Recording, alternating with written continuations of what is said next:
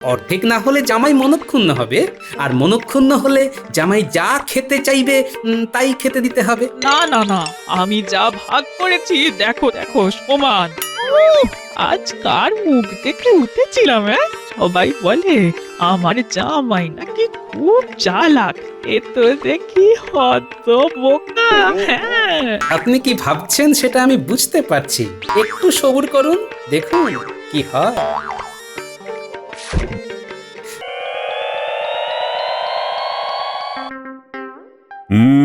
তারপর গোপাল, জামাই ষষ্ঠী তো এসে গেল, তা এবারে কি তুমি ষষ্ঠীর ফোঁটা নিতে যাবে, নাকি তোমার জামাই এসে তোমার গিন্নির কাছ থেকে ফোঁটা নেবে? মহারাজ, আমি যতদূর জানি গোপালের শাশুড়ি গোপালের ভয়ঙ্কর খাওয়া নিয়ে খুব আতঙ্কিত।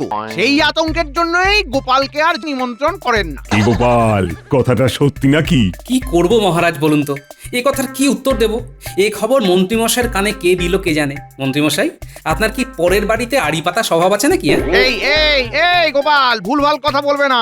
আমি পরের বাড়িতে আড়িপাতি? হ্যাঁ, এই গুণটা না থাকলে এত বড় মিথ্যে কথাটা আপনি বললেন কি করে? আপনার আর কোনো কাজ নেই? সত্যি তো মন্ত্রী, তোমার আর কোনো কাজ নেই?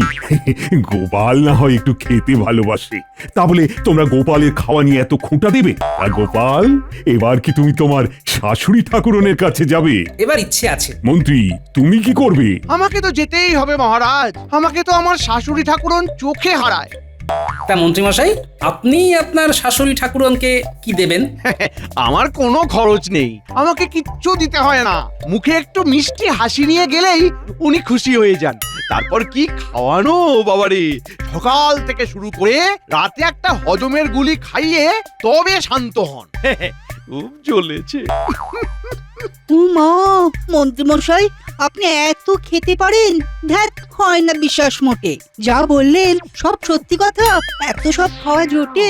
ঠিক কথা বলেছে ওই সভাকবি, ওই তো পাকানো দড়ির মতো চেহারা। ও তো ওই হজমের গুলিটাই ঠিক আছে। গোপাল, গোপাল, খুব খারাপ হয়ে যাচ্ছে কিন্তু। তুমি কি মনে করো যে আমি খেতে পারি না? সে একদিন খাওয়ার প্রতিযোগিতা করে দেখা যাবে কে কত খেতে পারে। ঠিক আছে, তাহলে জামাই ষষ্ঠী হয়ে যাক, সবাই যে যার ঘরে ফিরে আসুক, তারপর একদিন জমিয়ে খাওয়া হবে। মুর্শিদাবাদ থেকে খাসি আনবো, আর নদিয়ার দই। তার সাথে থাকবে পদে বিঘত খানেক তেল কই। তথাস্তু।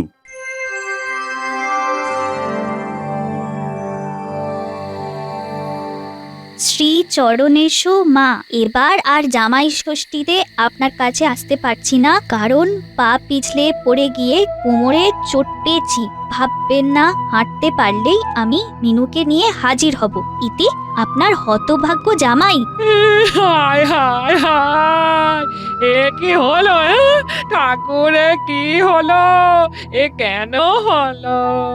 কি হয়েছে নাকি? খুব খারাপ খবর আছে গোপাল দাদু, খুব খারাপ খবর। খারাপ খবর? কি হয়েছে রে পুটি, তোর হাতে ওটা কি? ওটা দাদা বাবুর চিঠি। এবার আসতে পারবে না বলেছে। হ্যাঁ, আসতে পারবে না বলেছে? বাহ, এটা খুব ভালো খবর গিন্নি। তুমি কি কয়? শ্বশুর না অসুর? বাবা জীবন আসতে পারবে না বলে আনন্দ করছো? বাবা জীবনের বাড়ি আমি সব ফল মূল মিষ্টান্ন জামা কাপড় পাঠিয়ে দেবো। কেন, উনি একদম চিন্তা করো না গিন্নি। আনন্দ করছি কি আর সাধে গিন্নি, আমার অনেক দিনের ইচ্ছে আজ পূরণ হতে চলেছে। ইচ্ছা পূরণ শুনি। অবশেষে আমার ভাগ্যে জামাই আদর পাওয়ার শিকে ছিঁড়ল গিন্নি। মানে কি বলতে চাইছো? একটু ঘোলসা করে বলো দেখি। আমার জামাই আমাদের ঘরে আসতে পারছে না, কিন্তু আমি জামাই এইবারের জামাই আদর খেতে আমার শাশুড়ি ঠাকুরনের কাছে যাব। কি আনন্দ হচ্ছে না, কি বলবো গিন্নি। মানে এর মানে আবার কি? মানে এবার আমার জামাইয়ের ফোঁটা নেওয়া কেউ আটকাতে পারবে না। রাজসভা থেকে বেশ কয়েকদিন সবেতন ছুটি পেয়েছি, চলো কয়েকদিন ঘুরে আসি। কি আনন্দ, কি আনন্দ, বাতাসে বাতাসে ছোটে, মনের মধ্যে ইচ্ছেগুলো তুরি লাফ দিয়ে ওঠে।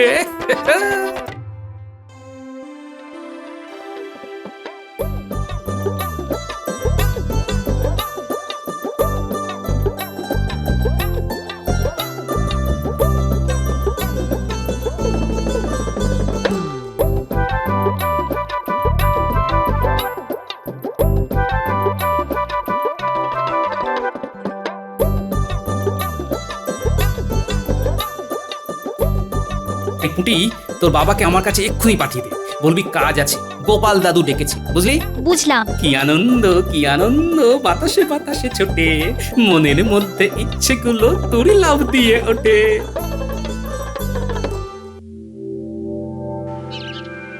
কি বুঝলে গিন্নি? দেখলে আমার কোন পাকা ব্যবস্থা। কুটির বাবাকে দিয়ে জামাইয়ের কাছে ফল মিষ্টি জামা কাপড় সব পাঠিয়ে দিলাম। আমার জামাইও খুশি, মেয়েও খুশি। কি বলো? হ্যাঁ, তবে একটা কথা তোমায় বলে দিচ্ছি, ভালো করে শুনে রাখো, ওখানে গিয়ে কিন্তু হাই হাই করে খাবে না। হ্যাঁ, খাবে না বললেই হলো। যাকে কথায় কথায় কিরকম তোমার মায়ের বাড়ি চলে এলাম, এবার পা চালিয়ে চলো। আর হ্যাঁ, মুখটা একটু হাসি হাসি করো। হ্যাঁ, চলো পা চালাও।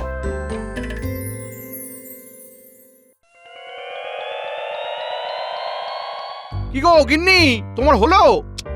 সকাল সকাল না বেরোলে আমার শ্বশুর বাড়ি পৌঁছতে দেরি হয়ে যাবে। গাড়োয়ান অপেক্ষা করছে। করুক অপেক্ষা, আমিও জেদ ধরেছি। এই পুরনো বিচ্ছিরি গয়না পরে কিছুতেই যাব না। এই সেরেছে, এটা তো গত বছর বানিয়ে দিয়েছিলাম, 1 বছরেই পুরনো হয়ে গেল। কি যে বলো না গিন্নি। আমি কে? আমি আগে বলো, আমি কে?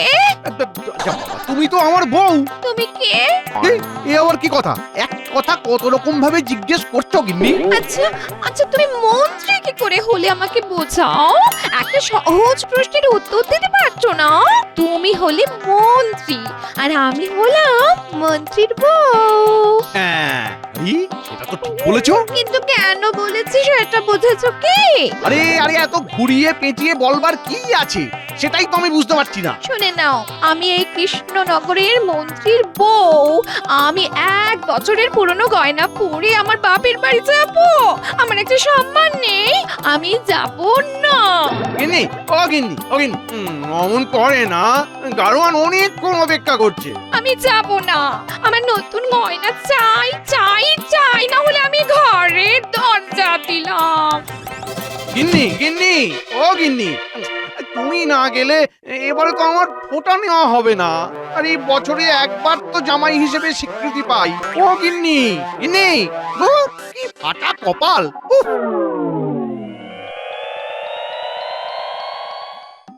পায়ের ধুলো দিন মা ঠাকুরুন। ঠিক আছে।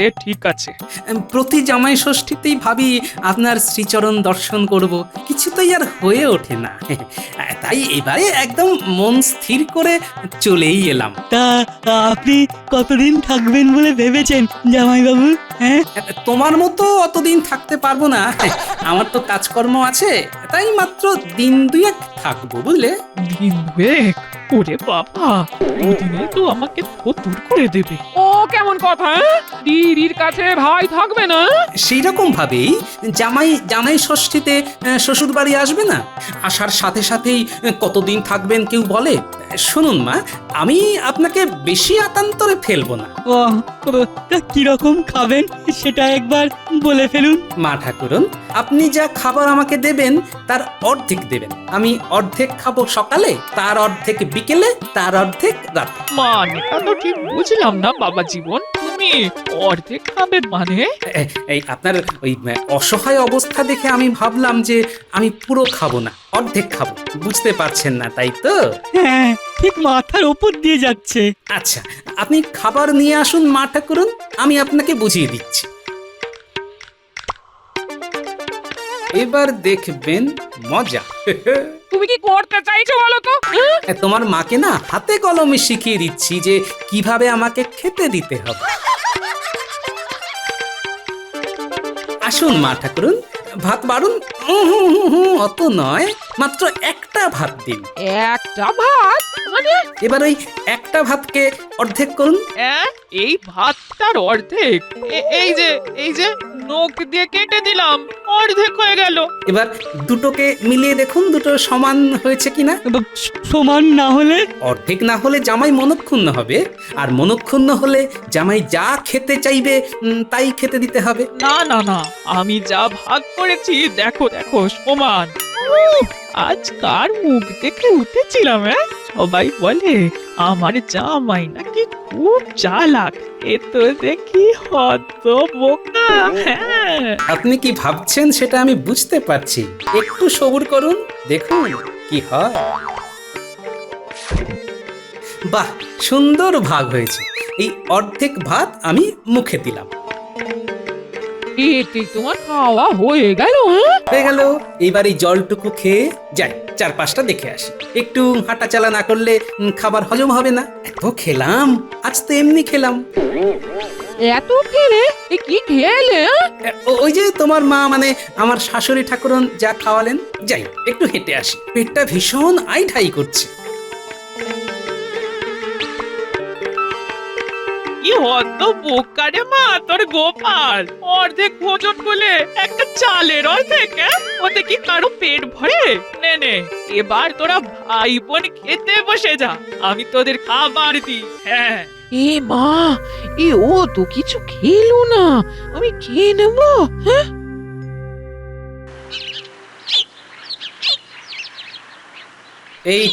এই তো সেই খাবারের দোকান। ও কর্তা, কি খাবার আছে?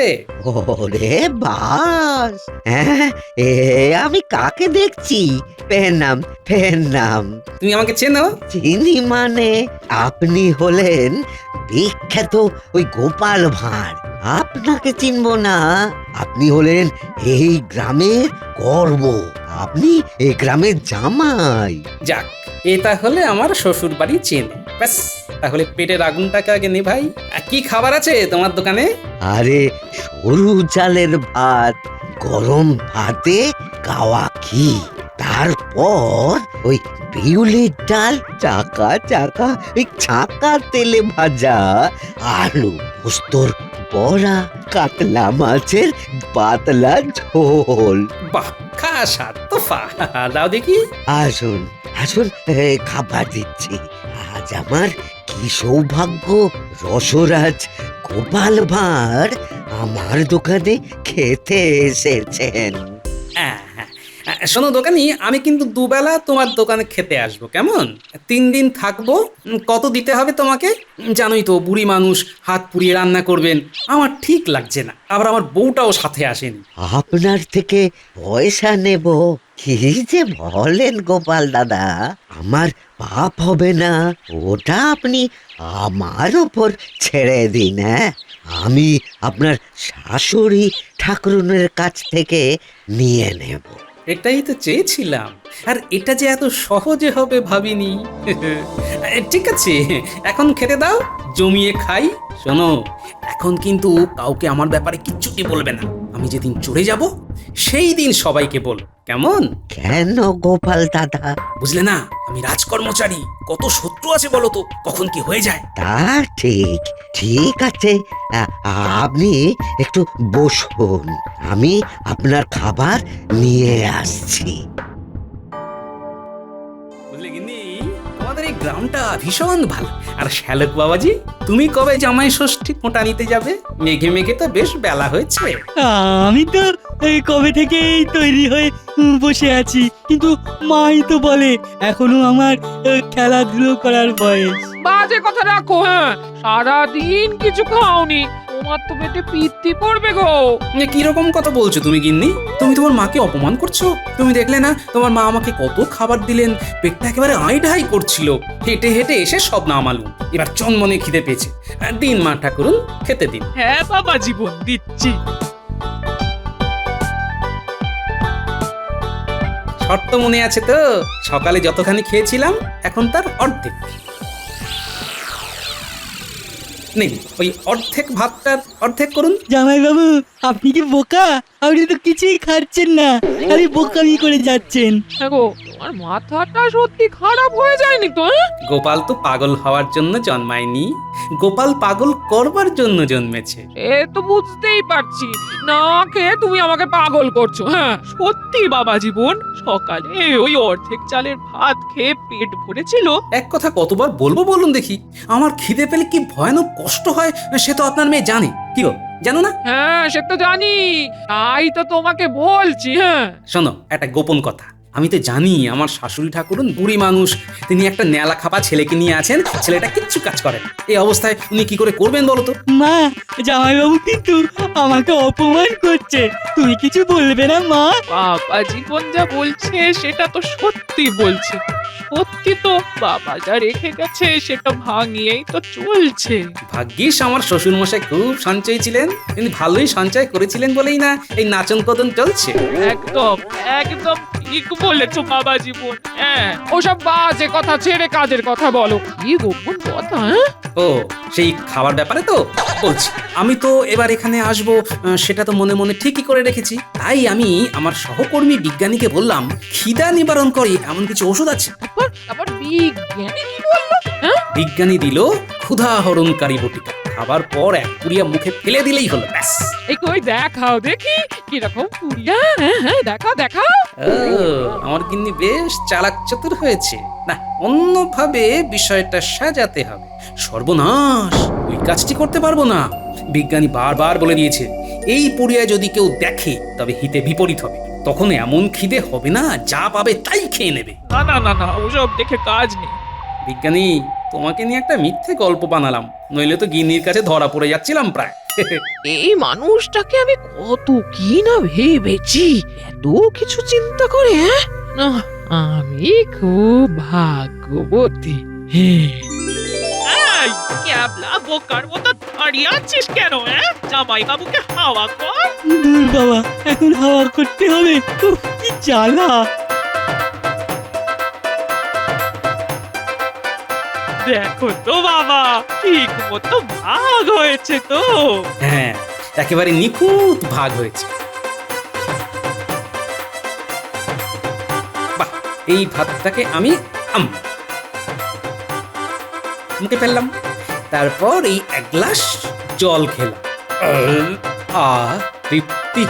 এবার আবার হেঁটে আসি, কাল আবার এই অর্ধেকের অর্ধেক ভাতেরও অর্ধেক ভাগ করতে হবে, কেমন?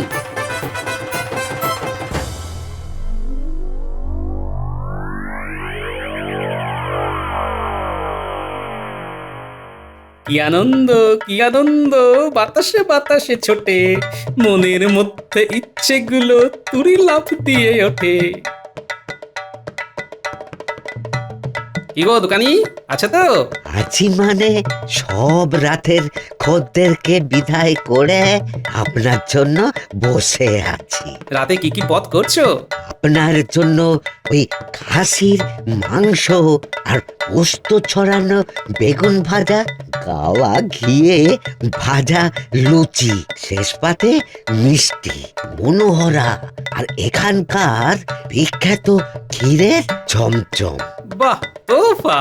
নাও, বারো বারো বারো। তোমার পদের কথা শুনেই তো খিদে বেড়ে গেল রে। আপনি আপনি বসুন না, আপনি বসুন, এই হাত পাকাটা নিয়ে ততক্ষণ হাওয়া খান। আমি বরং ওই গরম গরম লুচিটা ভাজি। ভাজো ভাজো ভাজো, আমি তোমার কথা ভুলবো না। কৃষ্ণনগরে গিয়ে তোমার কথা মহারাজকে বলবো, বুঝলে? মহারাজকে? ওরে বাবা!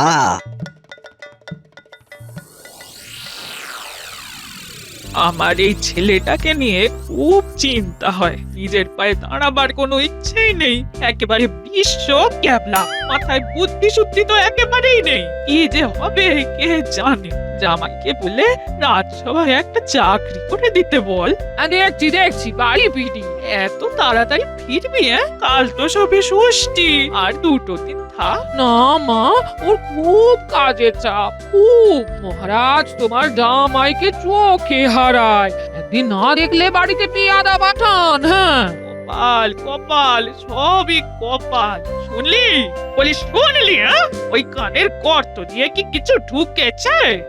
যা বাবা, তোমার হঠাৎ করে কি হলো? চোখ, আবার মুখে বড় বড় কথা। জামাই বাবু এলে ভালো করে হাওয়া করবি, গা হাত পা ভালো করে টিপে দিবি, কথাটা যেন মনে থাকে। হ্যাঁ, বড় ভালো খেলাম গো দোকানি, তোমার হাতের রান্নাটি বড় মিঠে। আপনি সন্তুষ্ট হলেই আমার সব কিছু পাওয়া হয়ে গেল। তাহলে এবার আমি আসি। কাল আসবেন তো? যাবার আগে তোমার সাথে দেখা করে যাব।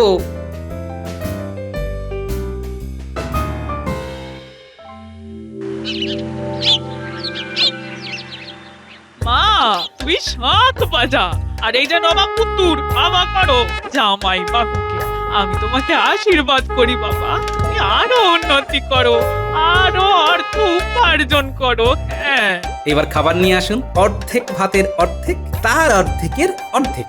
বাবা এই এত ছোট টুকরোকে কিভাবে অর্ধেক করবো হ্যাঁ এ তো আমার দ্বারা হচ্ছে না তাহলে তো শর্ত ভঙ্গ হলো মা ঠাকুরন, আমি তো মনক্ষুণ্ণ হলাম, আর মনক্ষুণ্ণ হলাম মানে এবার আমি যা চাইবো তাই খেতে দিতে হবে। তুমি কি খেতে চাও হ্যাঁ সেটা বলো ভাত নিয়ে আসুন, মাছ, মাংস, আলু ভাজা, সোনামুগের ডাল, ভালো পাকা আম, জল ভরা তালশাঁস সন্দেশ, রসগোল্লা।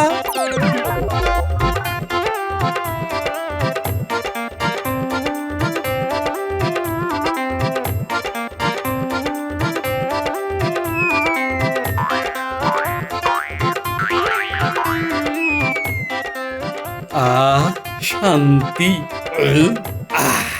তৃপ্তি।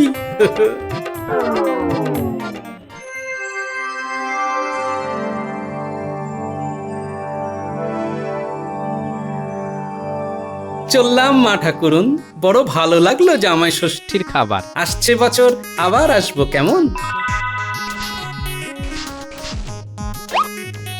চলো হে গাড়োয়ান, গাড়ি চালাও। পেন নাম হই মা ঠাকুরুন, পেন নাম হই। তুমি তুমি আবার কি মনে করে ওই খাবারের দামটা নিতে এসেছি। কিসের খাবার? কে খেয়েছে? তোমার জামাই বাবু দুবেলা কি তৃপ্তির সাথে খেয়েছে, আমিও উজাড় করে খাইয়েছি।